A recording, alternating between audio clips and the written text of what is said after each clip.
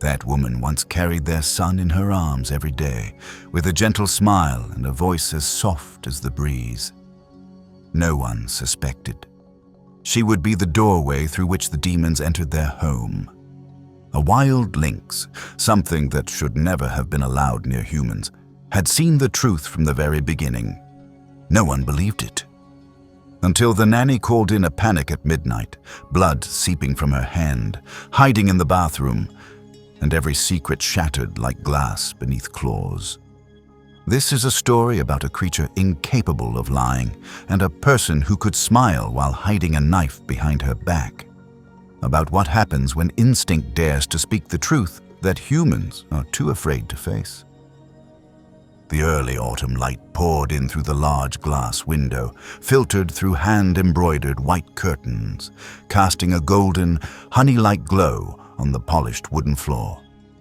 In that moment, everything seemed still, the whisper of the forest in the distance, the steady breathing of a sleeping child, and the golden eyes of a lynx curled beneath the crib.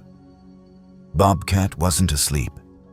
She rarely slept deeply when Noah was awake, especially on days like today, when someone unfamiliar had passed through the wrought iron gate, nestled 3 miles deep into the forest. Elena stood behind the camera, capturing the scene. A perfect slice of life.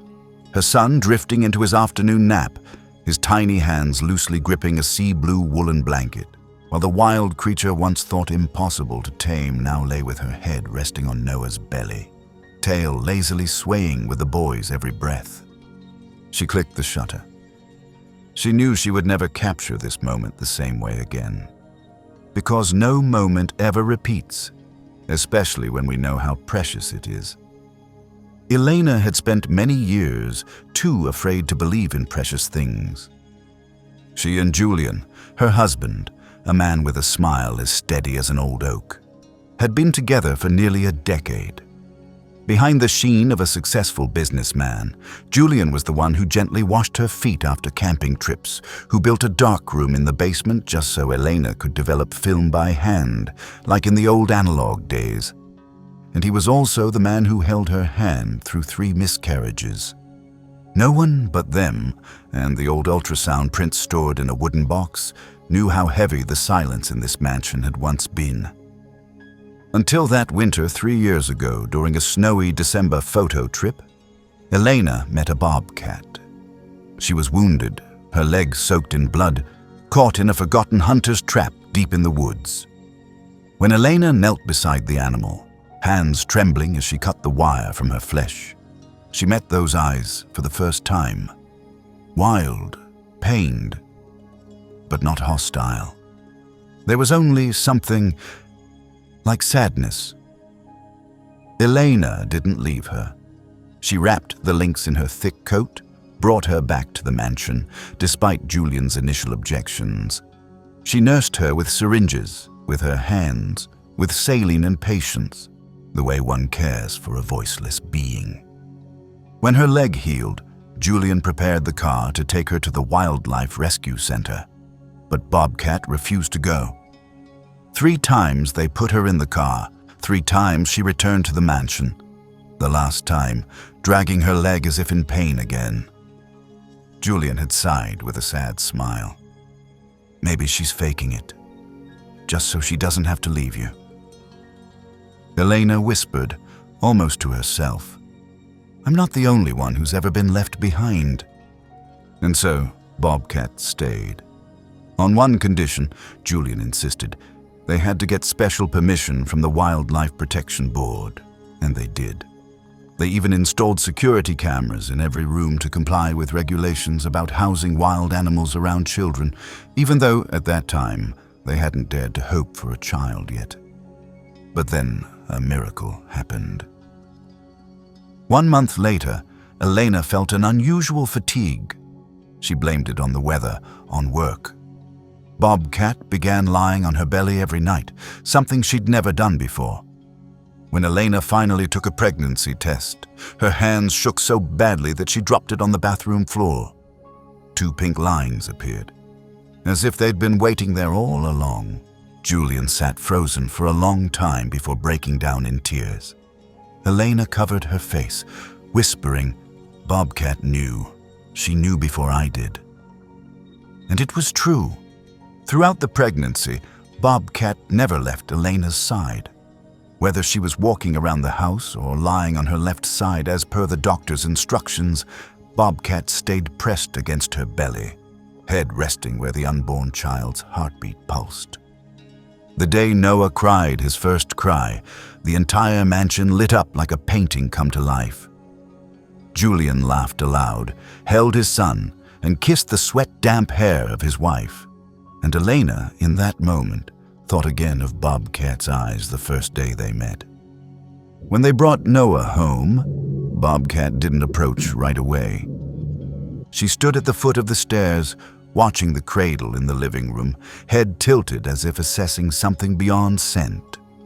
Only when Noah cried for the first time did Bobcat step forward, touched her nose gently to the baby's forehead. Just once, and then lay down beneath the crib. Since that day, Bobcat hasn't left Noah's side. She's not a pet, not a god, but something beyond language, a quiet soul that chose to stay, to bond, to protect. No one taught her how to be patient, how to be gentle, how to stay still as Noah toddled across her sensitive whiskers. She simply knew that this was the only thing that mattered. Cassandra walked into the forest cabin on a bright Tuesday morning, carrying a beaming smile and a small basket of toys. She had bright brown eyes, neatly tied-up hair, and a voice soft as whipped cream on apple pie. Elena had a good impression of her from the first interview. The young woman arrived on time, dressed properly, carrying a pristine resume neatly bound in a plastic folder, recommended by a friend from the local parenting group. Julian, meanwhile, maintained his usual reserved demeanor. He had a way of observing people slowly, as if weighing the things they weren't saying. "I need time to return to the world," Elena said softly as they prepared to place their trust. "At least a few mornings a week, just to breathe, to work, and to be me again." Julian nodded. He understood. He had seen the light return to his wife's eyes the moment she picked up her camera again after giving birth. And he knew if Elena stopped taking pictures, she would stop being herself. Cassandra began the following week. The first morning passed peacefully, or almost. Noah didn't seem to mind much when Elena kissed his forehead and stepped out, camera backpack slung over one shoulder, chipped porcelain coffee mug in hand. But Bobcat was different. She stood firmly in the doorway, still as carved wood, golden eyes never leaving Cassandra for a second. Elena had to call her 3 times and tap her gently on the back before the lynx finally stepped aside, though her gaze remained fixed on the young nanny. "Bobcat," Elena murmured. "She's not a predator." The lynx didn't respond. She never needed to. Cassandra gave a soft laugh, stepping back slightly.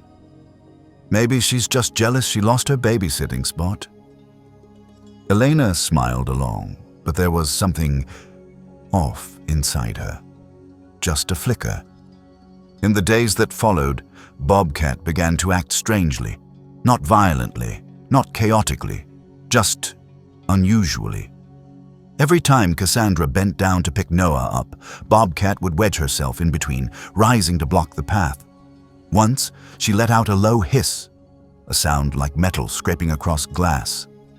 Not loud, but sharp enough to make Cassandra hesitate.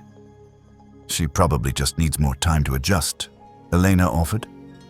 "Maybe everything is still too new for her." Cassandra didn't complain. She kept coming, playing with Noah, tidying toys, making bottles, telling bedtime stories. But Elena started to notice something. Bobcat never left the room when Cassandra was in it. Not a friendly presence, a watchful one. She sat in the corner, ears slightly down, eyes wide open. If Cassandra stood, Bobcat stood. If Cassandra moved, Bobcat followed. Not quite threatening, but definitely not trusting. Julian began to notice too. One evening after Noah had fallen asleep, he said while pouring wine, think that cat is sending a message. Are we sure Cassandra's okay?" Elena frowned. "What do you mean?" Bobcats never reacted to anyone like this. When my mom came, she barely looked at her. When your friends visited, she'd roll over and expose her belly.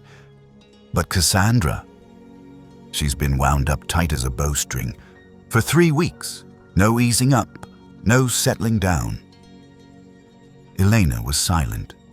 She wanted to defend Bobcat, the lynx who had lain on her chest every time she was exhausted from morning sickness, who had pushed the door open and fetched Julian when her water broke early, who hadn't left the crib's side during Noah's feverish nights.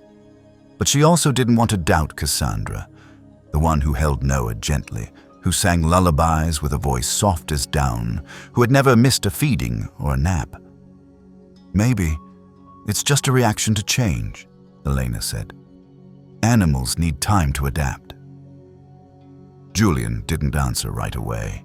He swirled the wine in his glass, eyes fixed on the window, where the porch light cast a shadow of Bobcat stretched out under the eaves, her eyes still open, as if listening to something in the woods.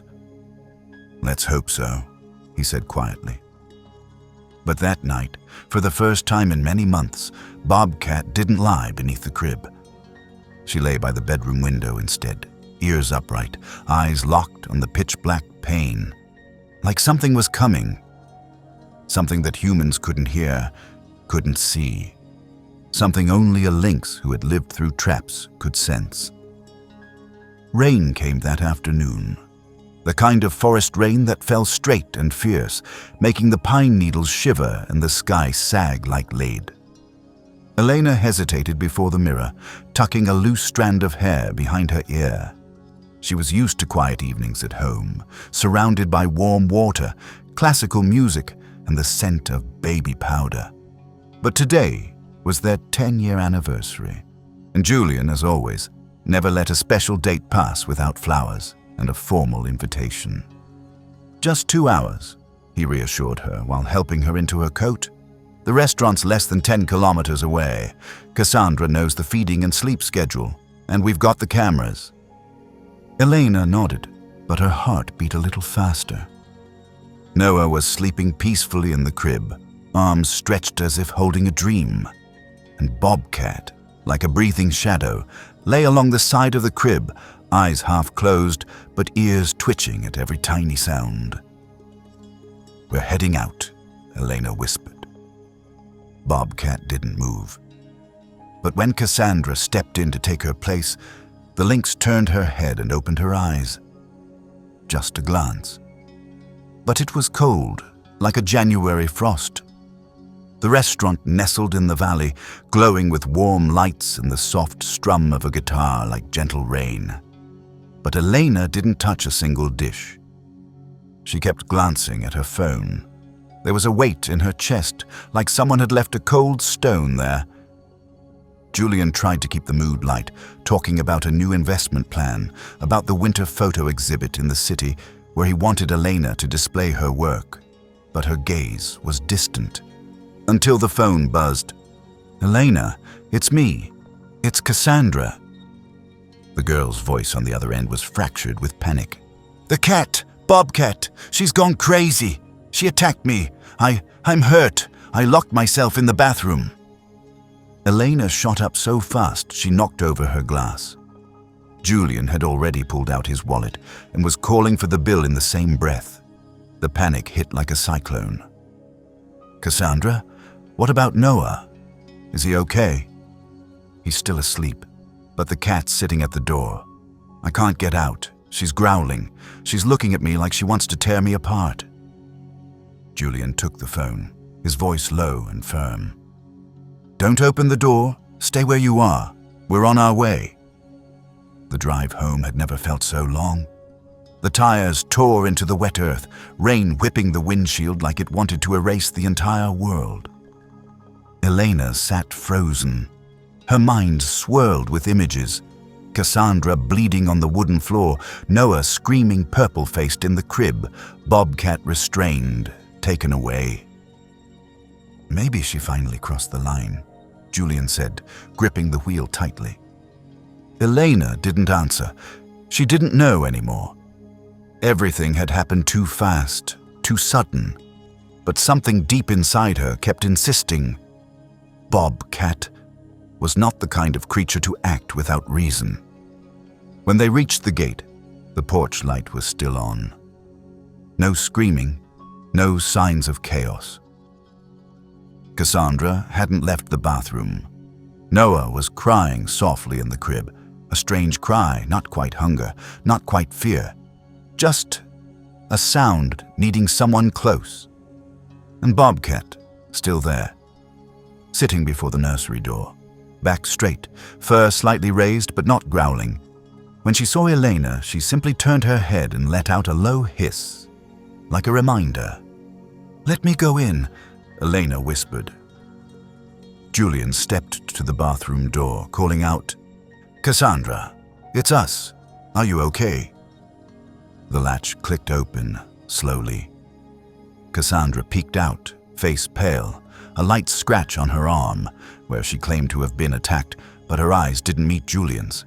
She glanced quickly at Bobcat, then looked down. "I don't know what happened," she said, voice trembling. "I was just tucking Noah in and she lunged at me. She wanted to kill me, Julian." Elena stepped out of the nursery, Noah in her arms, holding him tight against her chest. The boy had stopped crying. When Bobcat approached, Noah reached out and gently touched the lynx's ear, and she nuzzled into him, gently, without an ounce of aggression. "We'll check the cameras," Julian said softly, eyes still fixed on Cassandra.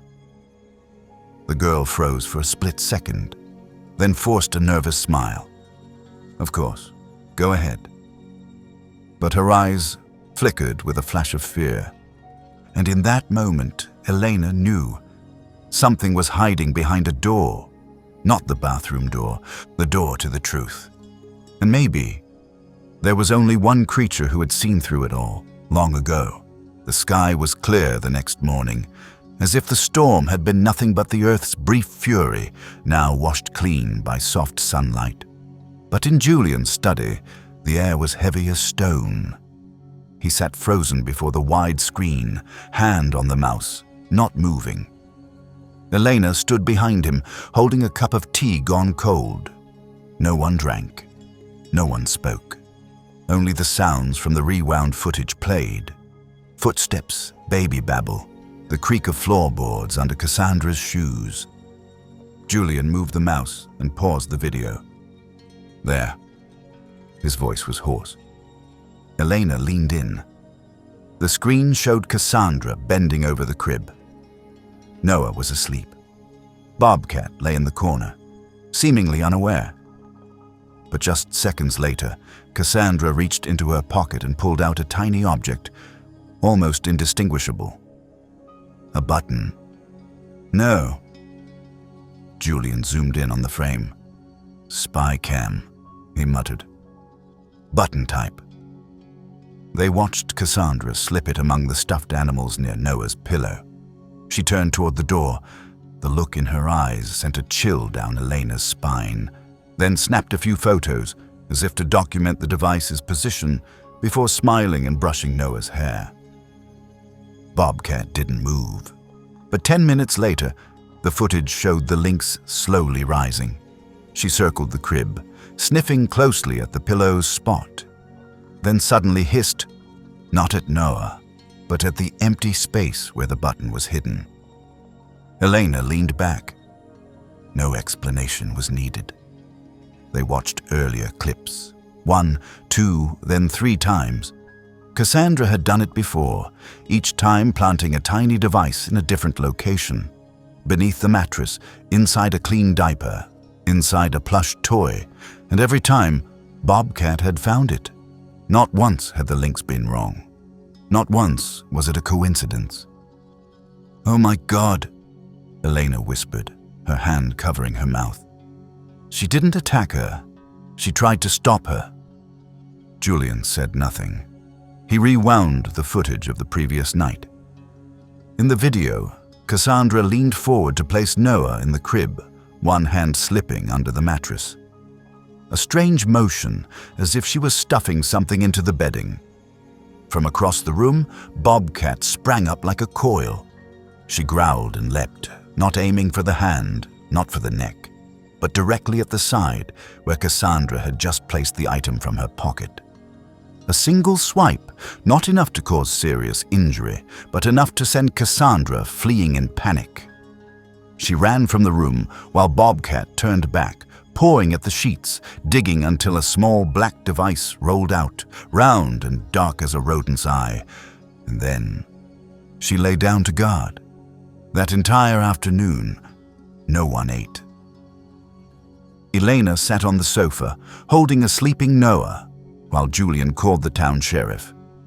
He didn't say much, just sent the footage and their address. His voice as he hung up was like a whetstone. "Cassandra is not to leave this house until they arrive." Elena nodded. Bobcat lay at her feet, her head resting on the tip of Elena's shoe. Eyes closed, but not asleep. 3 hours later, Cassandra was handcuffed on the front porch.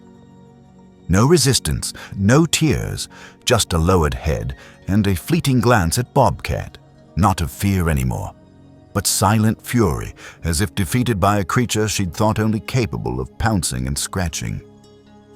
She wasn't acting alone, the aging inspector said to Julian as they reviewed the full surveillance system. This is specialized equipment, only found in larger networks. She planted it for live transmission, not for recording. Elena felt a chill creep up her spine. Noah slept soundly in the next room, unaware that his dreams had been spied upon, invaded, threatened by something no mother dares to imagine. "Maybe," Julian said, "she saved many other children. Not just mine." Police collected the disguised cameras and everything Cassandra had left behind. A formal investigation was launched, but to Elena, the most important truth was already clear. She sat beside Bobcat, gently stroking the fur between her ears, where a faint old scar remained, the mark from that long-ago trap. "You knew," she whispered, tears falling silently onto the soft and thick fur. "From the start, you were the only one who knew." Bobcat didn't respond, just stretched slightly, then nestled her head into Elena's lap where Noah was sleeping. In the late afternoon light, thin as rice paper, Elena suddenly understood something. Wild instinct isn't always frightening. Only when humans stop listening does it roar. They didn't speak much in the days that followed. Not from anger, but because pain has its own shape. Quiet, contained, like a fever no thermometer can measure. Julian grew quieter than usual. He no longer played the radio in the morning, no longer read emails in the kitchen, no longer took his routine walks through the forest. He stayed in the study, phone constantly to his ear, voice low, clipped and firm. Elena was different. She didn't cry, she just photographed. The camera was always slung over her shoulder like a part of her body. She captured Noah laughing, Bobcat stretched across the windowsill, sunbeams slanting over the back of a chair, her own shadow cast long across the cold tile floor. Something inside her needed to hold on, because everything else felt like it was falling apart. Police returned to the house on the 5th day after Cassandra's arrest. This time, it wasn't just the old inspector. There was a woman in a gray FBI coat, thin-rimmed glasses, and eyes that seemed to look through bone. "Elena, Julian," she said calmly. "I'm Agent Rodriguez. I need to speak with you about Cassandra Miller." The truth was revealed like an old case file. Cold, hard, and without a single blank space to breathe. Cassandra was not a harmless nanny. She was part of a sophisticated network, a covert operation masked as an at-home childcare service, targeting wealthy families, especially those isolated, unsuspecting, and socially disconnected. "They monitor social media," Agent Rodriguez said.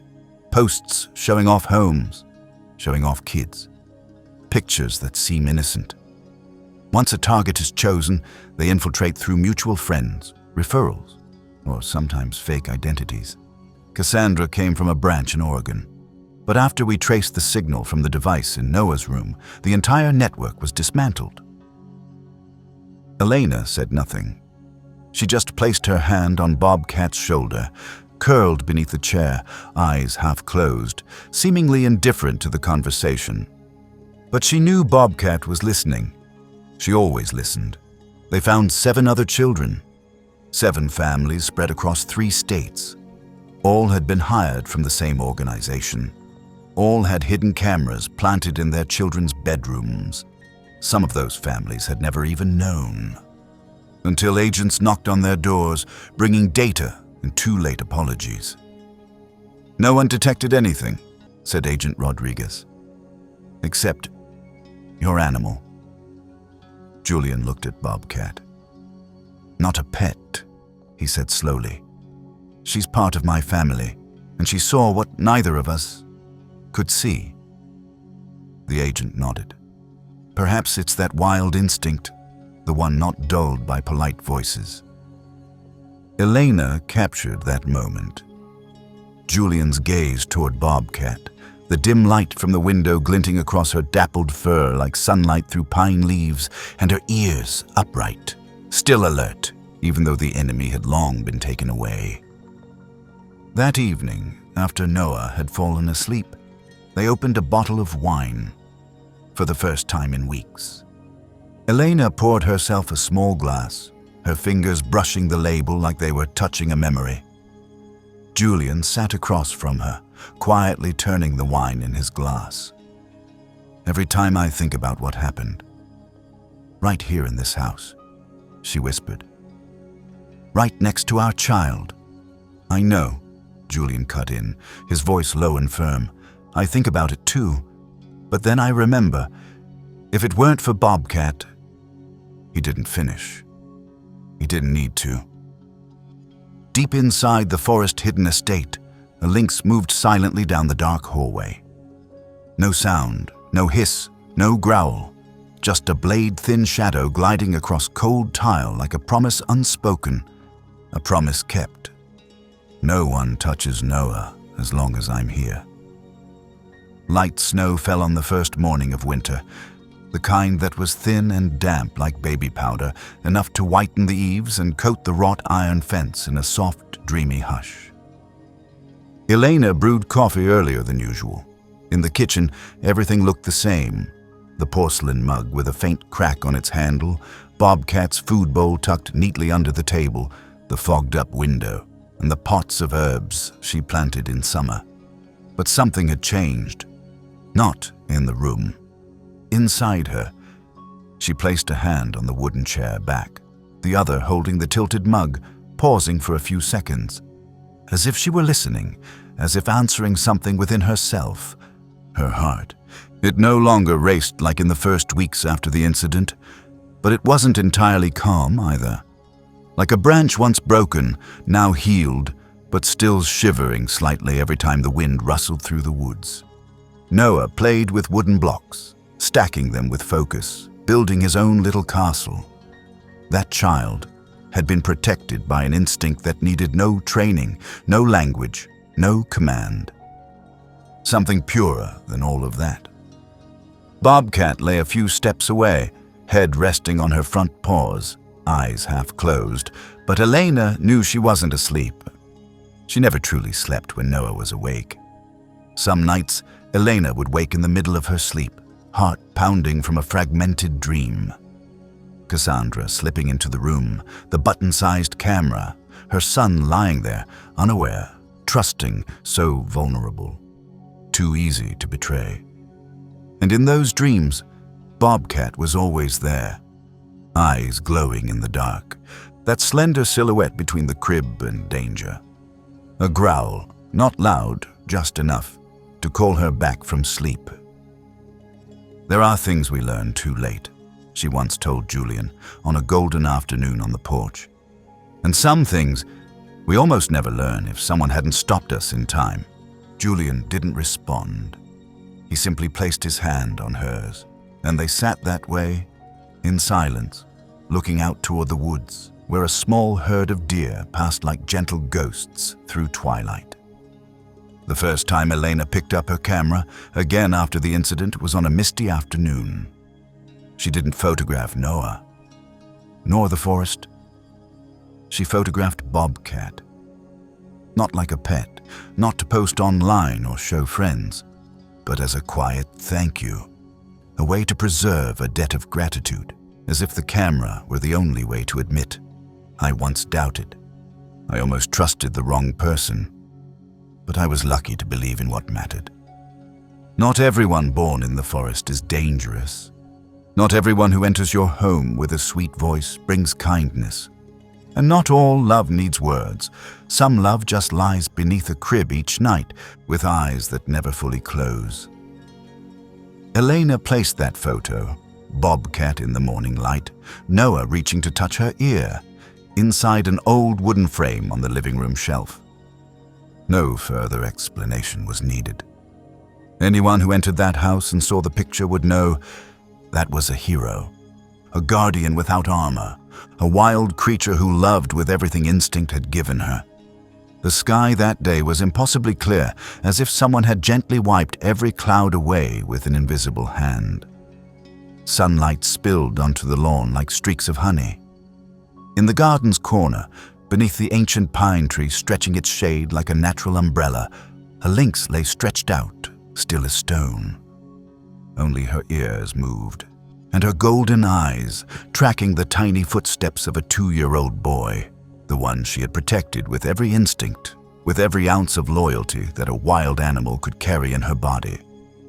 The birthday party was small, just a few close friends, kind neighbors, and the town sheriff, the one who had once stood frozen in front of the surveillance screen, eyes misty. They ate cake, blew up balloons, and sang off-key songs filled with love. Noah laughed uncontrollably while being pushed on a toy car. His tousled curls bounced, cheeks rosy, eyes sparkling like the whole world was made of magic. Elena didn't join the conversations. She stood a few steps away, camera raised, capturing the smallest details. A finger smudged with frosting, a pair of muddy slippers, Julian's proud look as Noah shouted, "Papa," over the noise. And then she turned her lens toward the tree's shadow. Bobcat was still there, silent, unmoving, but never relaxed. Her gaze fixed on Noah, unblinking, not tense, not wary, just present. As if she understood, this life, with all its joy and danger, still needs someone at the edge, guarding it with love that asks nothing in return. Elena clicked once, twice. That photo, Noah waving at a friend, and far behind, a bobcat resting like a gentle shadow, became her most cherished image, not because of perfect composition, not because of ideal lighting, but because she had seen it. For the first time in her life, she saw a hero who needed no dialogue, no cape, no medals, no training or applause. Just a loyal heart and an instinct that never learned how to lie. At the end of the party, after the guests had left, Julian sat on the wooden porch, Noah asleep on his shoulder, still holding a balloon that hadn't yet floated away. Elena sat beside him, resting her head on his shoulder. Bobcat lay a few meters away, under a sky now turning violet. Her eyes were half closed, but when Elena whispered softly, so softly, "Thank you," she opened them, just a glance, then closed them again. That night, after putting Noah to bed, they hung the freshly printed photo on the living room wall. Beneath the frame, a small line was carved into pine wood. Guardian, not by blood, but by choice. Elena believed that some bonds need no leash, no documents, promises, or contracts. They begin on a bloodied metal trap, with a glance in the deep woods, with a restless night where instinct roars for truths we refuse to see. The legacy Bobcat left behind wasn't in her ferocity or her growl. It was in the silent reminder: true love needs no training. It only needs to be present and never walk away.